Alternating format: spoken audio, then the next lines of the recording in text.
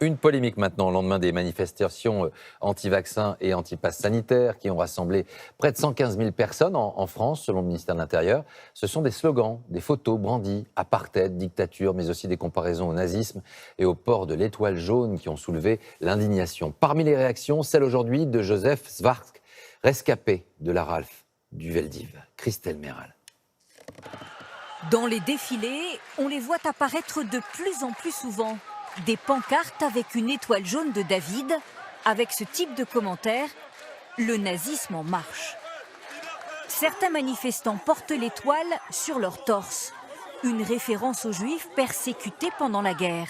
Ces non-vaccinés se disent eux aussi stigmatisés, pris à partie. Je suis désolée, je vais le dire, mais les juifs aussi, on les empêchait de rentrer dans les magasins. Donc bientôt, on aura tous une étoile jaune. Interdiction de rentrer dans les magasins, de vous nourrir si vous n'êtes pas vacciné.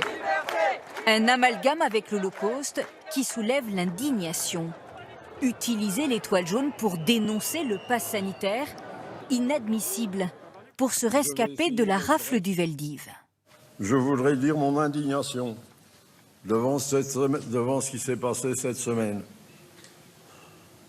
Cette comparaison est odieuse. Il faut se lever tous contre ce chose. Vous ne pouvez pas vous imaginer à quel point j'ai été touché. Les larmes me sont venues. Je l'ai porté l'étoile, moi. Je sais ce que c'est, je l'ai dans ma chair encore.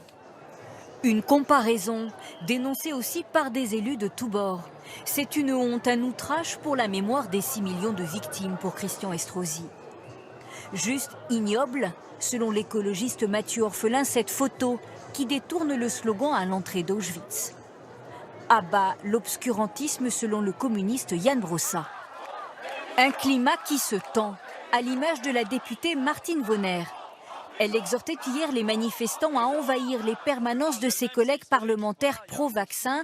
Elle a été exclue de son groupe à l'Assemblée. Et le chef des députés LREM, Christophe Castaner, a demandé au président de l'Assemblée nationale de saisir la justice.